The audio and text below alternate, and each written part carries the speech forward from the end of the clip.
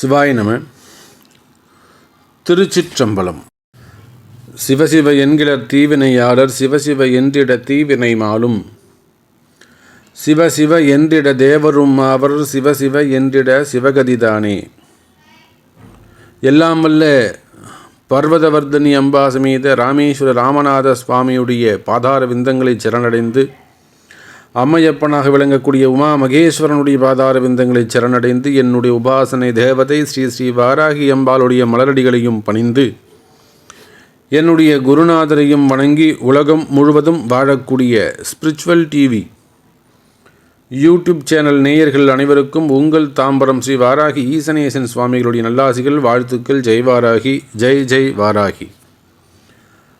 அன்பு நேயர்களே, நம்மளுடைய அன்னை வாராகி தேவிக்கு வாராகி பீடம் அமைய வேண்டும் என்பதுதான் நம்மளுடைய உயர்ந்த நோக்கம். அதற்காக மிக தீவிரமாக இடம் தேடிக்கொண்டிருக்கின்றோம். நாங்கள் தேடிக்கொண்டிருக்கக்கூடிய இடம் உங்களிடம் இருக்குமே ஆனால் அது எங்கே இருந்தாலும் பரவாயில்ல, எவ்வளோ இருந்தாலும் பரவாயில்ல. சாமி இதை வாராகி ஃபவுண்டேஷனுக்காக யூஸ் பண்ணிக்கோங்க, அல்லது இந்த இடம் இருக்குது சாமி இங்கே நீங்கள் கட்டிக்க முடியுமான்னு பாருங்கள். வாராகி அன்னையுடைய உத்தரவு உங்களுக்கு கிடைக்குமே ஆனால் கீழே தெரியக்கூடிய அந்த நம்பருக்கு ஒரு ஃபோன் செய்து தொடர்பு கொள்ளுங்கள் என்பதை தெரிவித்துக்கொண்டு, அன்பார்ந்த துலாம் ராசி அன்பர்களே, துலாம் ராசி அன்பர்களே, நாம் இப்பொழுது காண இருக்கின்ற தலைப்பு ஜூன் மாத ராசி பலன்கள். இந்த ஜூன் மாதம் துலாம் ராசிக்கு எப்படி இருக்கும் அப்படிங்கிறது தான் நம்ம பார்க்க இருக்கின்றோம். பொதுவாக துலாம் ராசி அன்பர்களே, துலாம் ராசி அன்பர்களுக்கு பலன் சொல்வது மிக மிக மிக கடினமான ஒரு விஷயம். ஏன் அப்படின்னு கேட்டிங்கனாக்கா, பொதுவாக துலாம் ராசி அன்பர்கள் எல்லாருக்குமே தெரியும், நாம் அடியேன் என்ன இருக்கோ, ஜாதகத்தில் என்ன இருக்கோ, அல்லது ராசி கட்டத்தில் என்ன இருக்கோ, கிரக அமைப்புகள் எப்படி இருக்கோ, அதன் பிரகாரம்தான் இருக்கிற உண்மையை அப்படியே எடுத்து மறைக்காமல் சொல்வது வழக்கம்.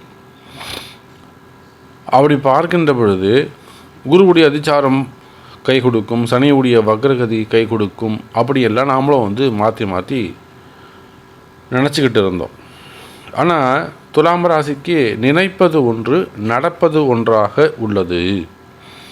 அது என்னவோ தெரியல சாமி, நாம் ஒன்று நினைக்கிறோம், எப்படியாவது ஒரு நன்மை நடந்துடும், ஏதேனும் ஒரு நன்மை நடக்காதா அப்படின்னு தான் சாமி நாம் நினைக்கிறோம். ஆனால் அது கைமீறி போயிட்டு கடைசியில் நினைக்காததெல்லாம் தலைகீழாக நம்ம என்ன நினைக்கிறோமோ அதுக்கு அப்படியே ஜஸ்ட் ஆப்போசிட்டாக நடக்குது. இதுதான் துலாம் ராசி என்பர்கள் சொல்லக்கூடிய அல்லது வாழ்க்கையின் சூழ்நிலையாக உள்ளது. அப்போது இதை எப்படி மாற்றுவது, இந்த சூழ்நிலையை எப்படி மாற்றுவது, அல்லது இதை நமக்கு ஃபேவரபுளாக நமக்கு அனுகூலம் தரும்படியாக எப்படி மாற்றுவது? அப்படி இல்லைன்னா இந்த தடை, ஏதோ ஒரு தடை இருக்குது சாமி, அந்த தடை விலக்கணும். அது எப்படி முடியும், அந்த தடையை விலக்க முடியுமா அப்படிங்கிறது தான் இந்த துலாம் ராசி என்பர்கள் கேட்கக்கூடிய கேள்வியாக உள்ளது. துலாம் ராசி என்பவர்களை இந்த சூழ்நிலையில், ஏன்னா குருவுடைய அதிச்சாரம் நல்லது செய்யணும்னு பார்த்தோம், அது ஓரளவுக்கு ஒரு 60% உண்மை. ஒரு 60% துலாம் ராசி என்பர்களுக்கு இந்த குருவுடைய அதிச்சாரம் நன்மை செய்திருக்கிறது. ரொம்ப கடன்பட்டவங்க, அல்லது கடன் சுமையில் தலைகுனிவை சந்திச்சவங்க, ஃபேமிலி ப்ராப்ளம் இருந்தவங்க, அல்லது உத்தியோகம் தொழிலில் முடக்கம் இருந்தவங்க, இவர்களுக்கெல்லாம் ஓரளவுக்கு 60% அன்பர்களுக்கு, துலாம் ராசி அன்பர்களுக்கு இந்த குருவுடைய அதிச்சாரம் நன்மை செய்தது. ஓடி போயிடுதுங்க. இந்த ஜூன் 16 வந்ததுனாக்கா திரும்ப ஒரு வக்ரகதிக்கு பின்னாடி திரும்ப ஆரம்பிச்சிடுறார். அப்போ இந்த கிரக அமைப்புகளை வைத்து பார்க்கின்ற பொழுது இந்த ஜூன் மாதம் எப்படி இருக்கும் துலாம் ராசிக்கு? துலாம் ராசி என்பர்களே, உங்களுடைய ராசிநாதன் ராசிக்கு 8 மற்றும் 9ஆம் இடத்துல சஞ்சாரம் செய்கிறார். அப்போ 8ங்கிறது அவ்வளோ நல்ல இடம் இல்லை, ஆனால் 9 பாக்கியஸ்தானம், நல்ல வீடு, சந்திரனுடைய வீடு, ஓரளவுக்கு நன்மை தரக்கூடியது.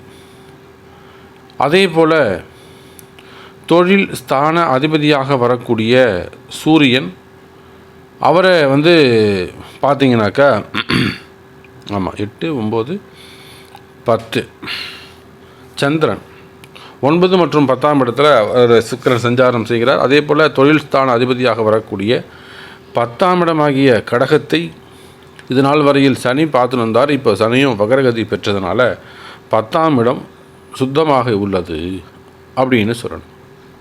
அதே போல் ராசிக்கு 2க்கும் 7க்கும் உடைய செவ்வாய், அந்த 2க்கும் 7க்கும் உடைய செவ்வாய் பகவான் தனகாரகன். சொல்கிற வார்த்தையை துலாம் ராசி என்பவர்கள் கொடுக்கக்கூடிய வாக்கை ஓரளவுக்கு காப்பாற்றுறது யாருன்னு கேட்டிங்கனாக்கா அந்த செவ்வாய் தான். அப்போது அந்த செவ்வாய் பகவான் அதே போல் 9 மற்றும் 10ஆம் இடத்துல சஞ்சாரம் செய்கிறார். அப்போது 9, 10 அதிகமாக இங்கே வேலை செய்யுது துலாம் ராசி அன்பர்களே. தர்மத்துக்கு கர்மம், கர்மத்திற்கு தர்மம். அப்போ துலாம் ராசி அன்பர்களுக்கு இந்த ஜூன் மாதம் எப்படி இருக்கும்னா வரவுக்கும் செலவுக்கும் சமமானதாக இருக்கும்.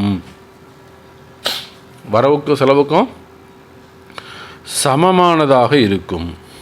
சரி, தொழில்துறை எப்படி சாமி இருக்கும்? தொழில்துறையை பொறுத்தவரையிலே, வர்த்தகத்தை பொறுத்தவரையில், பிஸ்னஸை பொறுத்தவரையில் நீங்கள் எந்த தொழில் செய்பவராக இருந்தாலும் சரிதான் துலாம் ராசி அன்பர்களே.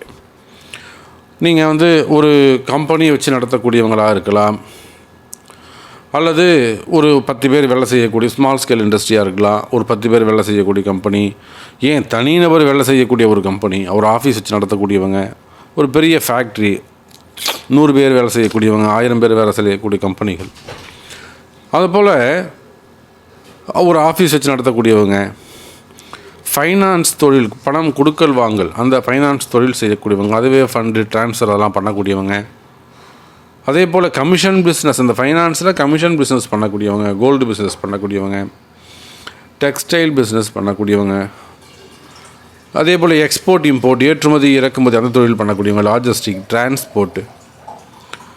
அப்போ எனக்கு தெரிஞ்சது ஒரு 4-5 காரகத்துவத்தை 4-5 தொழிலை நான் சொல்லியிருக்கேன், ஒரு 10 தொழிலை சொல்லியிருக்கேன்.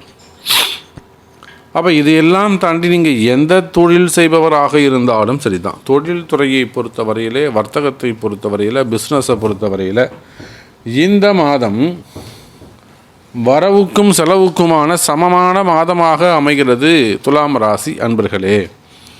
வரவும் செலவும் கரெக்டாக இருக்கும் அப்படின்னா எனக்கு கடன் சுமைகள் குறையுமா சாமி? உடனே அடுத்த கேள்வி. ஏன்னா இந்த மே மாதம் அவ்வளோ நல்லா சிறப்பானதாக இல்லை, ஏதோ அந்த கொஞ்சம் சமாளிக்கக்கூடியதாக இருந்தது, அதாவது போய் மறைஞ்சிக்கக்கூடியதாக இருந்தது. ஆனால் அந்த மறைவு ஸ்தானமே கூட உயர்வானதாக இருந்தது. சரி, தொழில்துறையை பொறுத்தவரையில் மிதமானதாக இருக்கும், வரவுக்கும் செலவுக்கும் சமமானதாக இருக்கும் அப்படின்னு சொல்கிறீங்க சாமி. இப்போது இந்த மாதிரி இருந்ததுனாக்கா கடன் பிரச்சனை எப்படி சாமி நாங்கள் அடைக்கிறது? கடன் பிரச்சனை குறையுமா? ஏன்னா துலாம் ராசி என்பர்களுக்கு அந்தந்த ஜாதகத்துக்கு ஏற்ப, அவங்கவுங்க ஜாதகத்துக்கு ஏற்ப, ஒருத்தருக்கு 10 லட்ச ரூபா கடனாக இருக்கலாம், ஒருத்தருக்கு 4 லட்ச ரூபா கடனாக இருக்கலாம், ஒருத்தருக்கு 4 கோடி ரூபாய் கடனாக இருக்கலாம், இல்லை ஒருத்தருக்கு 40 கோடி ரூபாய் கடனாக இருக்கலாம். அப்போ இந்த மாதம் அந்த கடன் சுமையை நாங்கள் எப்படி குறைக்க முடியுமா? இஎம்ஐ கட்ட முடியுமா? அல்லது அந்த கடன் பிரச்சனையை சமாளிக்க முடியுமா வந்து கேட்பாங்களா? அல்லது அந்த கடன் சுமை சம்மந்தப்பட்ட வம்பு வழக்குகள் ஹியரிங் வருதுங்க சாமி, அதெல்லாம் எப்படி இருக்கும்? அப்போ இந்த கடன் சுமைகளை பொறுத்தவரையில் என்னதான் உங்களுக்கு வரவும் செலவும் சமமானதாக இருந்தாலும் இந்த கடன் சுமைகளை பொறுத்தவரையில் சமாளிக்கக்கூடியதாக இருக்கும் துலாம் ராசி அன்பர்களே. பயம் வேண்டாம், உங்களுடைய கடன் சுமைகள் குறையும். காரணம் என்னென்னா, உங்களுடைய ராசிநாதன் 9ஆம் இடத்துக்கு போகிறார். 9, 10க்கு சம்பந்தப்படுகின்ற பொழுது நிச்சயமாக தர்மத்திற்கு கர்மம் அல்லது கர்மத்திற்கு தர்மம், நீங்கள் செஞ்ச பாவத்துக்கு ஒரு பரிகாரம் அல்லது பரிகாரத்துக்காக உங்களுக்கு நீங்கள் பரிகாரம் செஞ்சதுக்காக ஒரு பலன், இதை இந்த மாதம் உங்களுக்கு தர இருக்கின்றார். ஆகினாலே கடன் சுமைகள் பிரச்சனைகள் இருக்குமே ஆனால் அது குறையும், கவலை வேண்டாம்.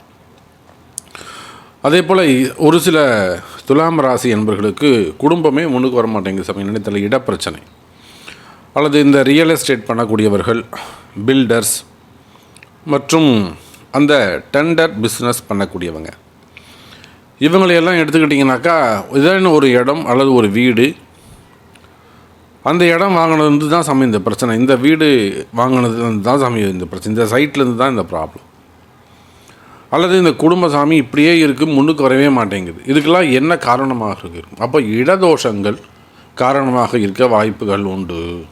ஏன்னா புதன் வீட்டில் செவ்வாய், புரிதுங்களா, செவ்வாய் 8க்கு போகிறாரு. அப்போது இதெல்லாம் இதெல்லாம் கவனிக்க வேண்டிய விஷயங்கள். இடதோஷங்களுக்கான பாயிண்ட்ஸ் அங்கே காரணங்கள் இருக்க வாய்ப்புகள் உண்டு. ஸோ இதெல்லாம் உங்களுடைய ஜாதகத்தை பார்க்கும்போது தான் அதுக்கான துல்லியமான பலன்களை சொல்ல முடியும்.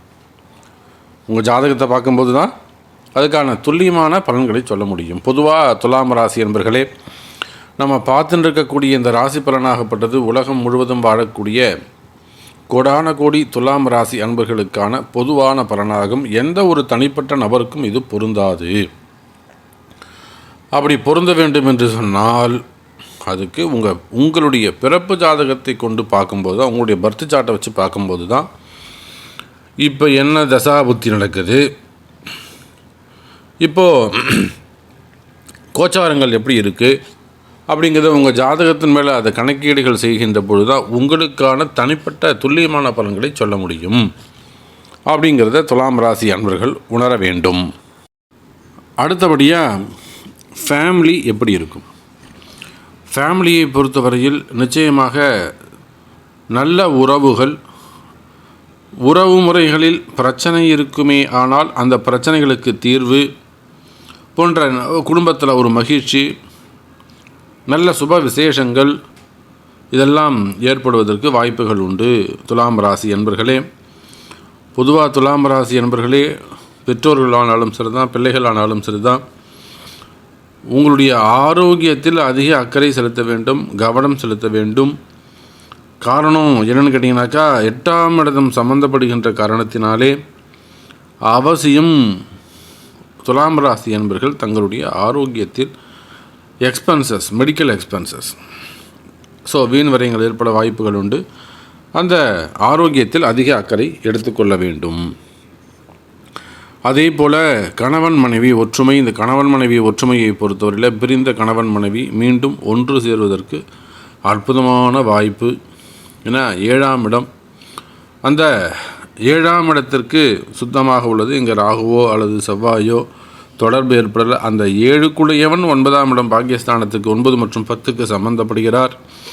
ஸோ பிரிந்த கணவன் மனைவி நல்லா பேசிகிட்டு இருந்தார் சாமி என்கிட்ட, இப்போ பேசுகிறதில்ல, அவர் நல்லா பழகிட்டு இருந்தோம், இப்போ அவங்க பழக மாட்டேங்கிறாங்க.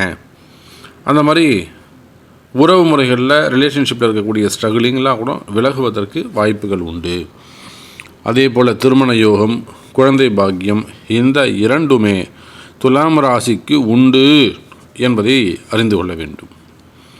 அதுக்கு அடுத்தபடியாக வேலை வாய்ப்புகள் எப்படி சாமி இருக்கும்? அது தனியார் வேலையாக இருந்தாலும் பரவாயில்ல, அல்லது அரசாங்க வேலையாக இருந்தாலும் பரவாயில்ல. வேலை வாய்ப்புகளை பொறுத்தவரையிலும் சாமி நான் ஒரு வேலை செஞ்சுட்டு இருந்தேன், வேலையை விட்டுட்டேன், இப்போ எனக்கு அந்த வேலை கிடைக்குமா அப்படின்னு கேட்குறவங்களாக இருந்தாலும் சரி தான். பொதுவாக துலாம் ராசி என்பர்களே, உங்களுக்கு நேரம் சரியில்லை என்பது தான் உண்மை. இதை நான் ஓப்பனாக சொல்கிறேன். ஆகையினால் செய்கிற வேலையில் முதல்ல கவனமாக செய்யுங்கள். செய்கிற வேலையை முதல்ல காப்பாற்றிக்கோங்க. நான் இடமாற்றங்களோ ஜம்பிங்கோ இப்போ தேவையில்லை. இதெல்லாம் உங்கள் ஜாதகத்தை பார்த்து முடிவெடுக்க வேண்டும். ஸோ வேலை வாய்ப்பில் அதிக அக்கறை, அதிக கவனம் தேவை என்பதை தெரிவித்துக்கொண்டு, அன்பு நேயர்களே, பதிவின் தொடக்கத்தில் சொன்னதைப் போல அன்னை வாராகி தேவிக்கு ஆலயம் கட்ட வேண்டும். அதுக்காக இடம் பார்த்துட்டுருக்கோம். அந்த இடம் உங்களிடத்தில் இருக்குமேயானால் அல்லது வாராகியுடைய உத்தரவு உங்களுக்கு கிடைக்குமேயானால் தொடர்பு கொள்ளுங்கள். அதே போல் ஆலய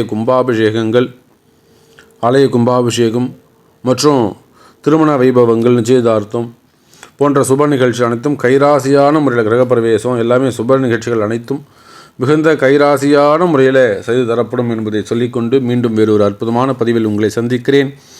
அதுவரை உங்களிடமிருந்து விடைபெறுவது உங்கள் தாம்பரம் வாராகி ஈசனேசன் சுவாமிகள். நன்றி. நமச்சிவாயம். ஜெய் வாராகி, ஜெய் வாராகி, ஜெய் ஜெய் வாராகி. ஸ்ரீ குபேரன் டிவியை பார்த்தமைக்கு நன்றிகள். மேலும் இது போன்ற தகவல்களை தெரிந்து கொள்ள ஸ்ரீ குபேரன் டிவியை சப்ஸ்கிரைப் செய்யுங்கள். மறக்காமல் பெல் ஐக்கானை கிளிக் செய்யுங்கள்.